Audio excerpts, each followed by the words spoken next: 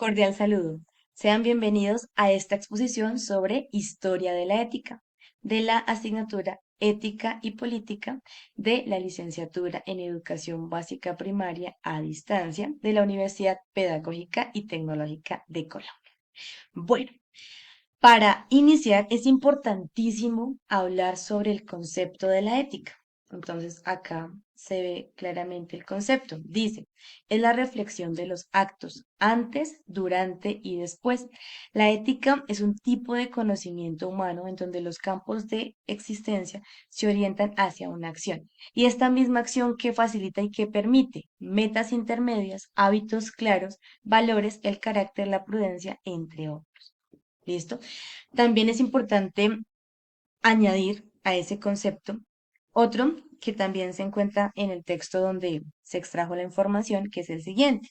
La ética es una disciplina filosófica que estudia el bien y el mal, y a su vez también la relación que tiene con la moral. De esta manera también se contribuye al comportamiento humano. Ya que tocamos el tema de la moral, entonces cabe aclarar un concepto, ¿sí?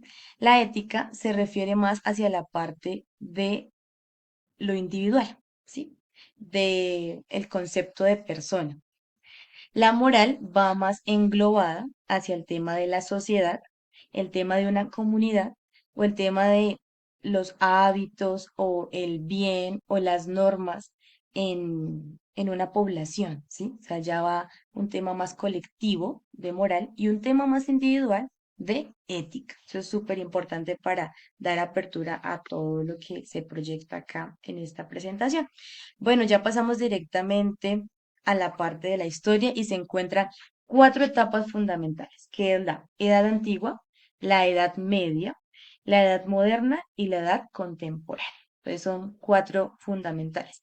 Para iniciar, en primera medida estamos con la Edad Antigua, ¿cierto?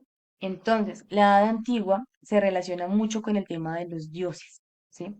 Y en esta Edad Antigua también se promueve y se aclaran y se proponen grandes pensadores filosóficos. Entonces está, como se puede ver acá, Sócrates, Platón y Aristóteles. Hablando de este último personaje, este último filósofo, Aristóteles tenía una frase encadenada, pues resumiendo la ética, él decía que no es saber ser bueno, sino serlo. No es que yo sepa qué es bueno, sino que lo ponga en práctica y lo aplique de esta manera. Acá quise colocar la imagen propiamente de la escuela de Atenas. Entonces, pues se relaciona mucho con el tema de la edad antigua. Bueno, pasamos en segunda medida a la edad media. Bueno, en la edad media se da relevancia hacia la parte católica o hacia propiamente el teocentrismo, ¿sí? En que Dios era el centro de todo y que a su vez pues también se sumaron varios pensadores, como se manifiesta acá en esta nubecita donde dice que está San Agustín y Santo Tomás, y donde se enmarca todo ese pensamiento a lo que comentaban, a lo cristiano católico y también a lo protestante. Entonces se da como esa inclinación hacia esa parte de Dios. Es importante también recalcar que el hecho de que pues tenga este tinte religioso, pues hay un poder grande de la iglesia, ¿sí? Donde la iglesia está manejando todo el tema de la sociedad, pues maneja varios ámbitos, no solo propiamente, digamos, lo que compete a su estructura y su doctrina, sino que también ya pasa a hacer lo económico, también contribuye mucho en la Edad Media hacia la parte artística, la parte cultural, todo debe girar en ese tema. Bueno, ya posteriormente pasamos en tercera medida a la Edad Moderna. La Edad Moderna ya tiene un tinte antropocentrista, entonces ya pasa del teocentrismo al antropocentrismo. Entonces ya tiene una variación ahí clara. Ya en la Edad Moderna ya pues aparece la ética del Renacimiento, ya aparece la ética de la Ilustración, se da más, más relevancia hacia la liberación del pensamiento, ¿sí? Entonces ya pues aparecen también otros filósofos. En cada época aparecen filósofos diferentes. ¿cierto? Y ya pues se da relevancia a Kant, a la filosofía alemana, entonces ya se promueve como esa parte de la ética, o sea, cómo se maneja la ética según el contexto geográfico, socioeconómico y cultural. Todo depende mucho de el transcurrir del tiempo, ¿sí? Una cosa es la ética, por ejemplo, actual del año 2027 en donde nos encontramos, a la ética, por ejemplo, que vimos en primera medida, por ejemplo, la antigua, ¿sí? Tiene su variación con esos principios que en ese entonces ellos tenían, ¿cierto? Entonces ya pasa acá a ser una ética más de liberación del pensamiento, pues de acuerdo a también las revoluciones que se hicieron en ese entonces, entonces también cómo cambia la revolución enfocado también en la ética. Bueno, ya en cuarta y última medida encontramos la edad contemporánea. Entonces ya se plantean autores como Freud, como Piaget, como Abela Cortina, y pues se da una mayor relevancia hacia el cumplimiento y la promoción de los derechos humanos.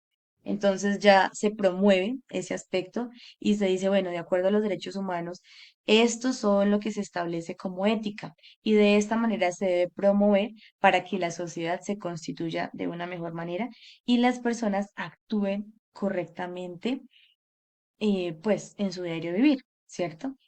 Entonces, pues acá es a grosso modo, pues la historia de la ética, ¿cierto?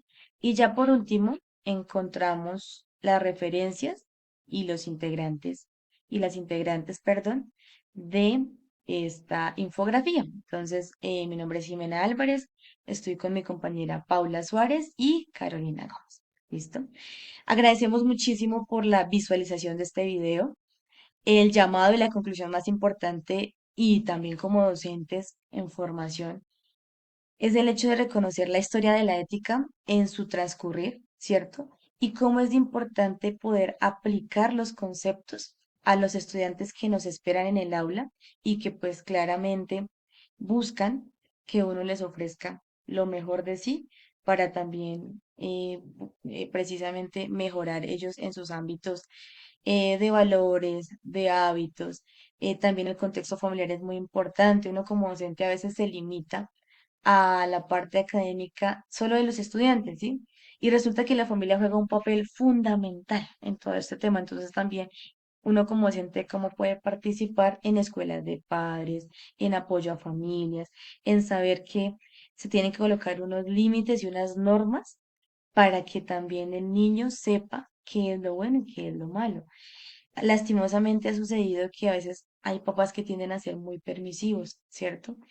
Y esto pues también tiene su problema, porque es necesario establecer unos límites enmarcados en la crianza respetuosa, pero saber que se debe manejar todo este tipo de temas para que en esa parte ética el niño sepa cuál, cuáles son sus valores, ¿sí? Y qué es lo más importante. Muchísimas gracias y bendiciones.